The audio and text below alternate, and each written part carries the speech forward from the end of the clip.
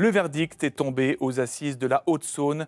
Claude Brangard écope de 30 ans de prison, dont 20 années de sûreté, pour avoir assassiné sa voisine de 72 ans à Héricourt le 23 novembre 2021. Devant la cour d'assises de Vesoul, les précisions de Frédéric Buridan. Le verdict est tombé en début d'après-midi. L'accusé est condamné à 30 ans de réclusion criminelle, dont les 2 tiers de sûreté. Concrètement, cela veut dire qu'il passera à minima 20 ans en prison. Dans le box, entouré de son escorte pénitentiaire, l'homme de 63 ans, lunettes sur le visage et cheveux grisonnants, n'exprime aucune émotion.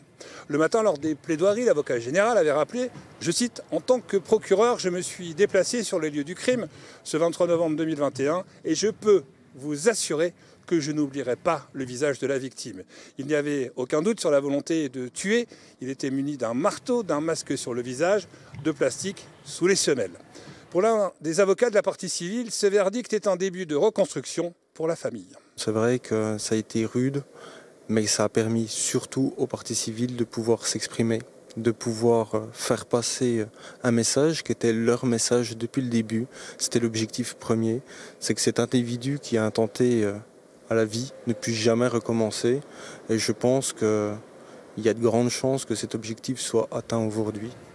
L'accusé, addict au téléphone rose et à l'alcool, déjà connu pour des faits de corruption de mineurs, avait été condamné pour tentative de meurtre sur un proche voisin lorsqu'il habitait dans le Doubs. Condamné à 20 ans de réclusion criminelle, il avait obtenu une libération conditionnelle. Et c'est pendant cette période que malheureusement il va assassiner sa voisine à Héricourt. L'avocat de l'accusé a mis en avant des personnalités compliquées de la victime et de son client et souhaitait que sa peine ne dépasse pas 30 ans. Vu l'âge de l'accusé, il a 63 ans. Pour son avocat, c'est une peine cohérente. Ce qui a été respecté, c'est une peine de 30 ans que j'avais effectivement demandé parce que le but c'était d'éviter la perpétuité qui était demandée par le parquet. Pour moi, si on prononçait perpétuité, c'était ne pas prendre en compte toutes les explications et tous les éléments des débats depuis 3 jours. Concernant les intérêts civils, l'accusé a été condamné à verser 50 000 € en tout, répartis entre les différents membres de la famille de la victime.